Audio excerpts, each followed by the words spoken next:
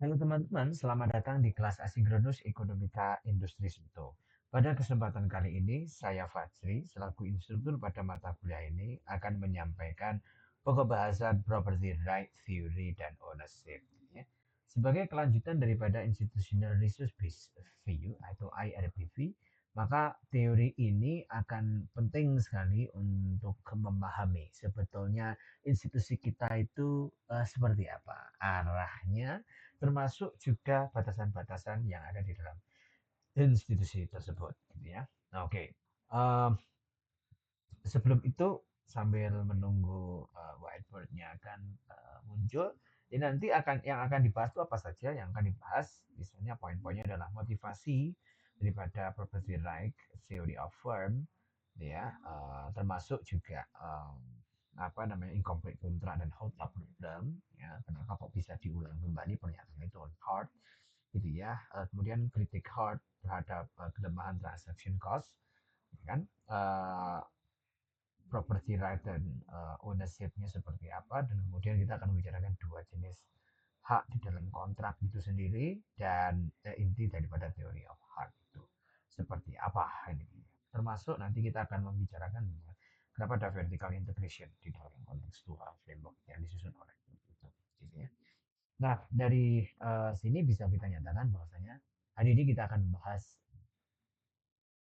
property right theory of firm.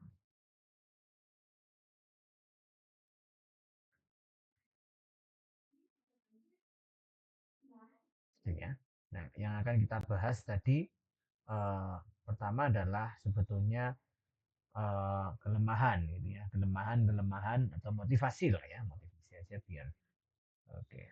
Motivasi daripada property right theory ini. Nah, property right theory ini disampaikan oleh si Hart, gitu ya. Ini tokohnya adalah Hart tahun 1986, gitu ya. Diupdate terus oleh mereka pola pikir dan juga frameworknya, gitu ya. Nah, sebetulnya motivasinya adalah problem di transaction cost dan nexus of contract. Motivasinya sebetulnya adalah masalah-masalah yang ada di dalam uh, ya masalah uh, di transaction cost dan nexus contract. Gitu ya. Jadi motivasinya hanya ada di situ. Jadi karena teori yang kita pelajari sebelumnya adalah agency theory dan transaction, gitu ya. Maka yang akan menjadi pokok bahasan utama itu hanya itu, ya. Nih, jadi ini saya bisa kasih tanda bintang seperti itu. Masalahnya ada di sini. Nah, pendekatan sebelumnya itu mengatakan bahwasanya, ya, ini mengatakan bahwasanya say that, gitu ya. Say that bahwasanya firm itu adalah uh, kumpulan kumpulan dari kontrak, kan gitu kan. Nah, ini ya sebelumnya ya, artinya semua hubungan bisa diatur melalui kontrak, kan itu kan. Ya, berarti yang pertama, yang kedua berarti semua urusan diatur dengan kontrak. Kalau begitu kan, kalau misalnya semua perusahaan apa namanya, perusahaan itu kumpulan dari berbagai kontrak, kan gitu kan. Jadi kalau ada masalah udahlah dikontrak aja, kan itu. Nah, itu sebetulnya poinnya. Nah, eh, tapi dari sini kita memunculkan pertanyaan penting mendasar itu ya. Ya, pertanyaan mendasarnya adalah yang kedua. Yang kedua adalah pertanyaan mendasar ini. Nah, pertanyaan mendasar.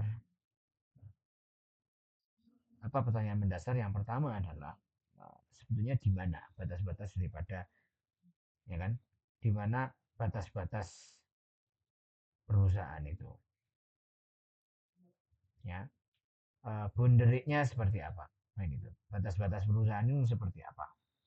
Kemudian mengapa perusahaan itu kemudian melakukan internalisasi dalam hal ini adalah ini pertanyaan kedua ya.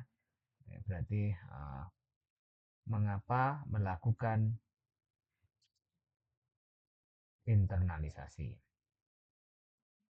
Dalam hal ini adalah vertical integration atau merger kan gitu kan. Nah, ini yang menjadi pertanyaan yang kedua. Kemudian yang ketiga adalah masalah informasi gitu ya. Nah, ini mengapa struktur informasi berubah kalau misalnya merger. Seperti contoh seperti ini. Mula-mula orang anak A dengan nama A dan B itu sebenarnya sedang ngomongin di belakang. Di antara mereka berdua itu sebenarnya berseteru ya ngomongin di belakang. Tapi pada saat mereka bersatu, ya, masalah itu selesai. Ya, struktur informasi berubah semua. Dia seolah-olah pro terhadap orang itu dan dia melupakan problem yang sebelumnya pernah dibicarakan gitu. Nah, ini adalah berkaitan dengan teori property right. Kritik-kritik yang disampaikan Pak sendiri. Mengapa struktur informasi bisa berubah pada saat dia merger atau bergabung? Kan gitu. Nah, ada apa? Gitu kan. Nah, ini adalah pertanyaan orang bodoh yang bertanya, ngopo ya bisa berubah kan gitu kan. Nah, sebenarnya kita kan tahu sebenarnya kan, karena berubah ya kita mungkin ada budaya malu gitu kan. Nah, misalnya seperti itu. Nah, itu kan secara sederhana. Nah, bagaimana kalau ini terjadi di perusahaan? Ini makanya ada pertanyaan itu. Nah, kemudian yang keempat itu adalah kenapa atau mengapa hold up problem itu hilang gitu kan dalam integrasi gitu ya. Jadi ini pertanyaan-pertanyaan mendasar ini sehingga ini akan menimbulkan kritik utama jika semua bisa dikontrakkan kalau begitu. Nah, seharusnya kan tidak perlu ada perusahaan kan kalau begitu kan. Ya, iya kan? Nah, semua perusahaan itu sudahlah kontrak-kontrak aja nggak usah bikin perusahaan, kontrak aja kan gitu. Nah, terus kalau begitu masalah itu bisa selesai kalau misalnya perusahaan itu melakukan integrasi baik vertikal maupun horizontal dalam konteks ini adalah merger gitu. Nah, masalahnya apa sih sebenarnya? Masalah utamanya di dunia ini tuh kontrak tuh sifatnya tidak lengkap, artinya incomplete kontrak gitu kan. Masih ada, tetap ada incomplete kontrak meskipun terinternalisasi sekalipun. Kadang-kadang mereka maunya jangka pendek aja, kadang jangka panjang aja. Artinya gambling ya kan? Nah itu. Nah, inilah yang kemudian menjadi dasar incomplete contract dan outcome problem sebagai intuisi dasar. Jadi dari sini nanti akan muncul incomplete contract dan hold up problem. Jadi kalau saya babak di nomor 2 ini, jadi setelah kita bicarakan motivasi tadi, kita akan membicarakan tentang incomplete contract dan ya kan, hold up problem, gitu ya. Nah, apa incomplete contract dan hold up problemnya ini? Sebenarnya intuisi dasarnya menurut Hart dan Williamson, gitu ya. Jadi ini sebetulnya menurut Hart dan Williamson tidak mungkin menulis kontrak untuk semua keadaan masa depan itu, ya kan? Kita kan nggak tahu keadaan masa depan itu seperti apa kan itu kan. Jadi ini membicarakan tidak mungkin, ya kan, menulis kontrak untuk masa depan, ya kan? Loh, kok begitu ya? Harusnya kan bisa kita nyatakan kontrak dalam masa depan. Ya, maksudnya dalam jangka pendek kita bisa tentukan, tapi dalam jangka mungkin lebih dari 5 tahun kan kita nggak bisa ngontrak lagi, karena kontrak itu batasnya ada. Artinya akan menghadapi ketidakpastian, uncertainty, gitu kan. Nah, berarti di sini kan ada uncertainty dan bounded rationality kan gitu kan, ya kan. Nah, di masa depan ini nggak bisa kita prediksi loh ternyata, gitu kan. Nah, informasinya terbatas. Nah, karena dua hal inilah yang kemudian menyebabkan perilaku apa? Jadi ini dari dua hal ini akan menyebabkan perilaku yang disebut sebagai perilaku opportunistic kan gitu kan. Opportunistic behavior. Nah, ini sudah diulang-ulang di agency theory dan juga transaction cost sebetulnya. Yaitu situasi di mana salah satu pihak melakukan investasi spesifik atau aset specificity dan pihak lain memanfaatkan posisi tersebut untuk renegosiasi. Misalnya begitu. Ya. Jadi ini ada hold up problem baru. Nah, itu tadi. Nah, selain daripada incomplete contract, ya kan, sebetulnya si Hart itu juga mengkritisi kelemahan transaction cost. Kan, gitu kan. Kenapa kok begitu? Ya karena nih, jadi ini yang ketiga, ini yang kedua ya sebenarnya. Yang ketiga itu adalah kritik pada uh, transaction cost. Milik siapa? Milik Williamson. Gitu ya. Nah, kritik-kritik transaction cost itu sebetulnya TCT itu hanya menjelaskan biaya kontrak yang tinggi. Artinya hubungannya dengan kontrak atau biaya kontrak yang tinggi itu kemudian masuk ke dalam transaction cost. Jadi TCT ini berhubungan dengan biaya kontrak yang tinggi. Udah pasti ya, biaya kontrak yang tinggi, gitu kan. Nah, tapi dia tidak menjelaskan mengapa integrasi kemudian memperbaiki insentif. Padahal insentif itu juga berkaitan dengan internal transaction cost kan itu kan. Nah, itu. Nah, jadi ini yang disampaikan mengapa ya kan integrasi itu memperbaiki insentif.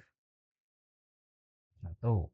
Yang kedua, ya kan? Yang kedua itu apa artinya daripada lebih terintegrasi? Nah, ini yang belum dijabarkan. Apa arti dari lebih terintegrasi? Ya, jadi kritik pada transaction cost itu ada dua sebenarnya. Transaction cost itu ada kaitannya dengan biaya kontrak yang tinggi saja. Tapi dia tidak membicarakan tentang kenapa adanya internalisasi, ya kan? Justru memperbaiki insentif, padahal memperbaiki insentif yang pada akhirnya juga akan membengkakkan transaction cost internal, gitu kan. Terus kemudian apa arti daripada lebih terintegrasi? Apakah perusahaan punya tujuan tertentu? Ya, so pasti. Nah, tujuan itu kita tidak bisa ketahui karena bounded rationality sebagai analis atau sebagai konsultan. Gitu ya. Nah, itu kira-kira teman-teman. Nah, artinya dari sini kita katakan bahwasanya antara firm dan market bukan hanya kontrak sebetulnya, tapi berhubungan dengan ownership. Karena kontrak itu berarti menjadi hak kepemilikan. Ini ya. Jadi firm, nah ini berarti firm itu bukan kontrak, tapi ownership. Gitu ya. Nah, dari sini kemudian kita bisa singgung kemudian yang namanya property right and ownership. Gitu kan. Jadi nanti kita akan tahu property right dan ownership. Ini ya. Nah, jadi firm itu sebetulnya adalah kumpulan aset, ya kan? Kumpulan aset yang dalam hal ini adalah K, gitu kan? Labor aset nggak sebenarnya? Labor juga aset itu jangan salah. Jadi kumpulan aset itu kalau kita membicarakan dari neoklasik kan input, kemudian firm, terus kemudian output kan gitu kan. Nah sebenarnya juga sama konsep ini hampir sama. Hanya saja input itu kita maknai sebagai aset yang sifatnya spesifik. Kalau di neoklasik kan kita tidak membicarakan apakah tenaga kerja itu spesifik atau ya kan atau tidak kan itu kan. Jadi keterbatasannya di situ sebenarnya black box memandangnya sesuatu yang black box. Hanya bukan sekedar kontrak perusahaan itu tapi kumpulan aset yang dimiliki oleh ownership kan itu kan. Dari sini kemudian membawa kita dua jenis ownership yaitu spesifik right, dan residual control rights. Oke ya, jadi ada specific right dan residual control right. Nah, kalau specific right berarti hak yang tertulis di kontrak. Loh, katanya nggak ada kontrak. Loh, no.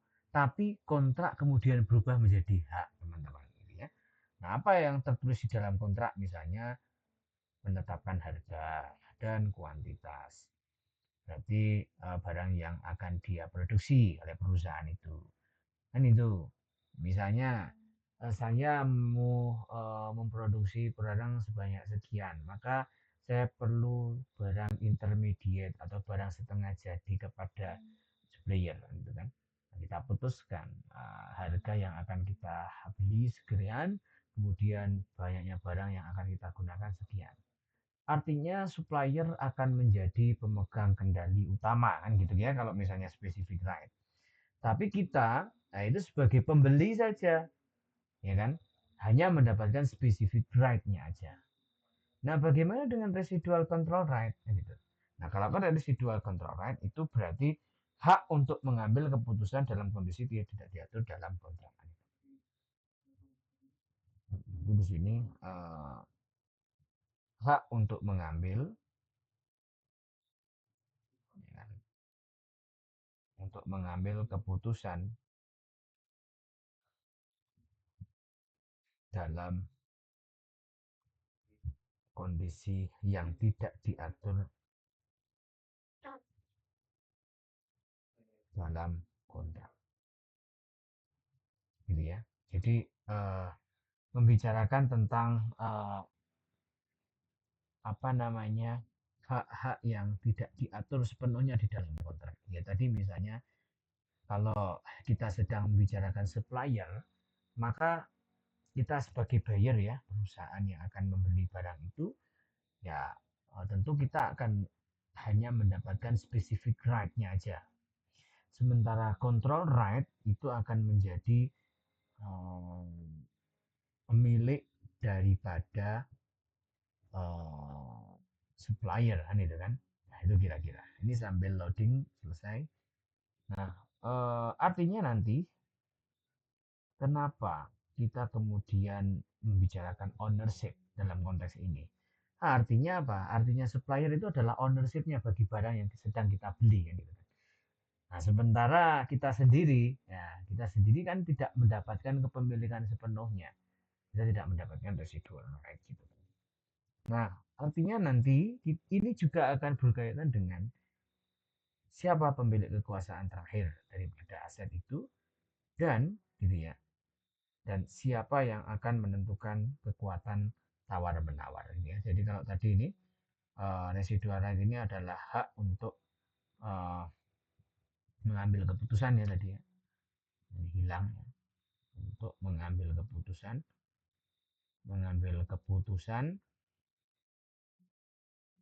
dalam kondisi yang tidak diatur di dalam kontrak.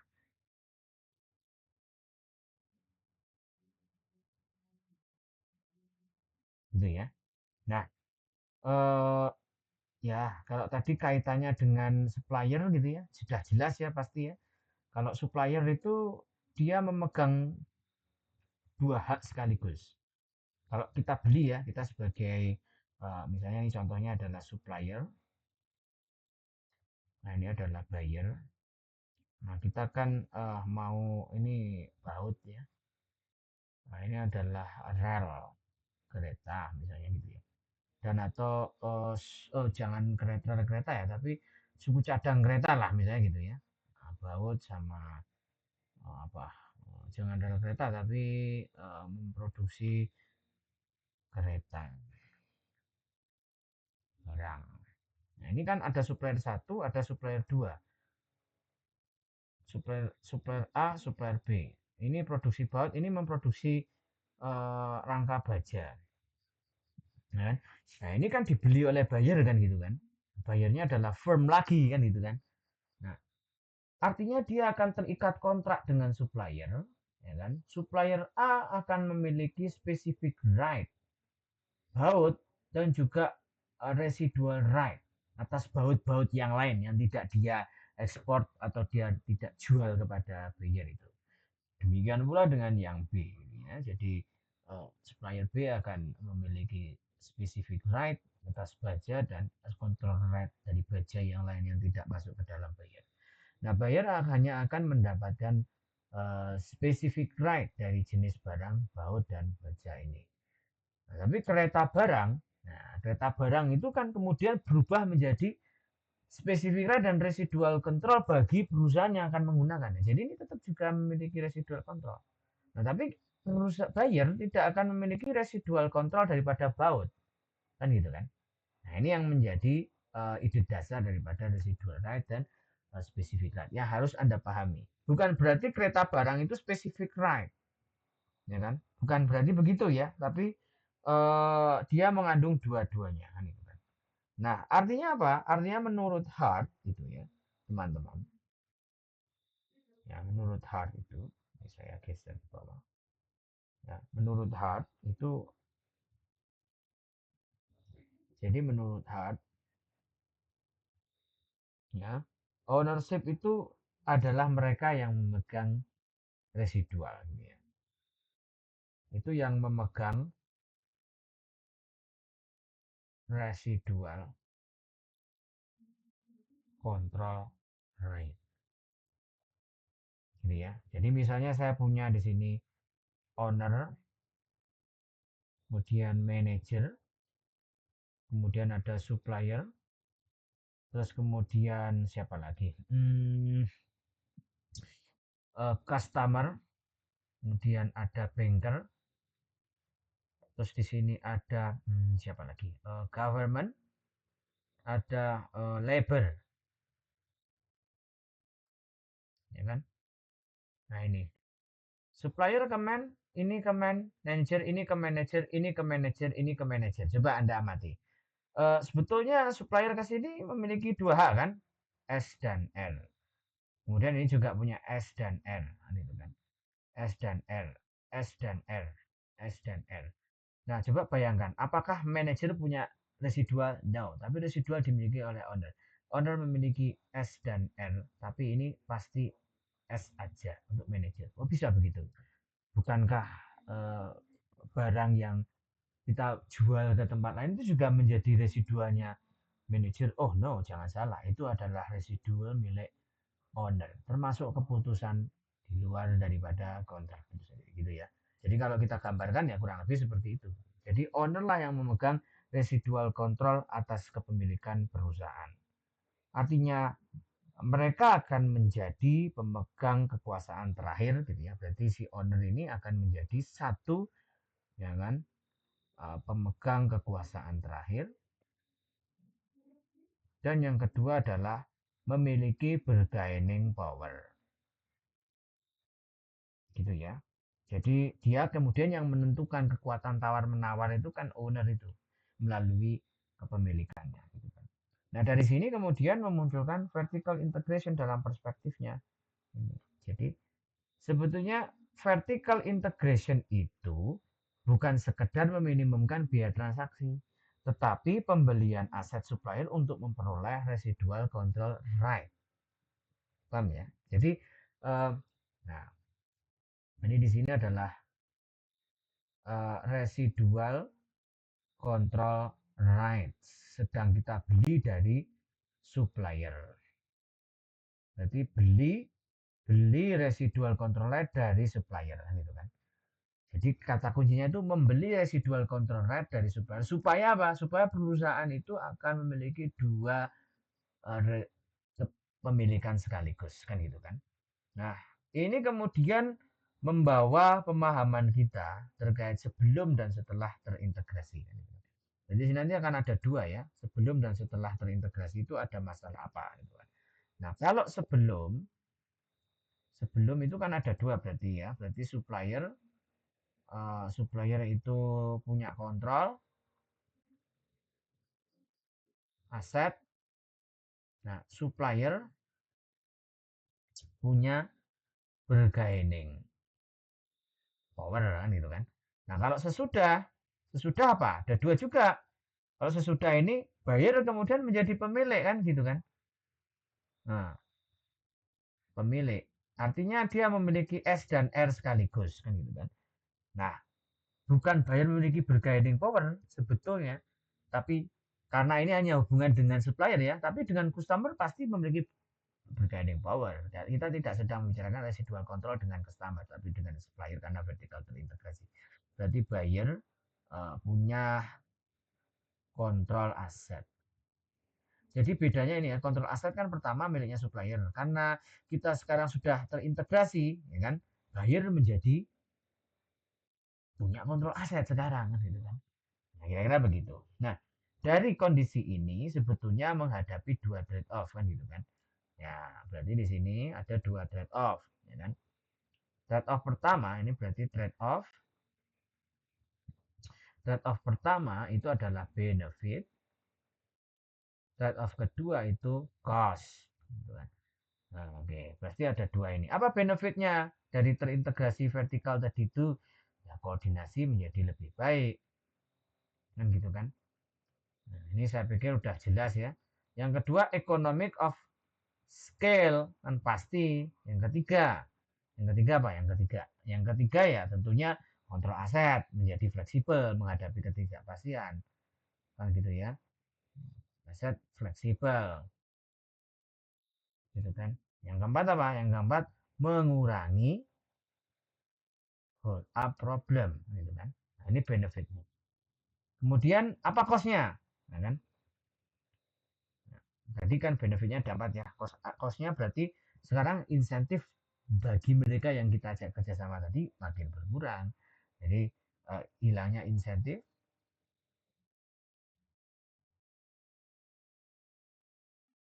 kan, bagi pihak yang diakuisisi,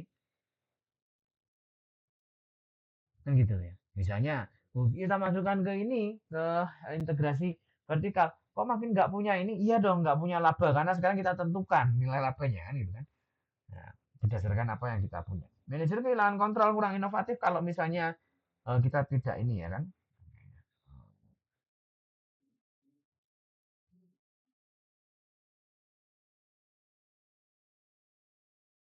Ini ya. Kemudian informasi lokal tidak dimanfaatkan optimal, ya kan?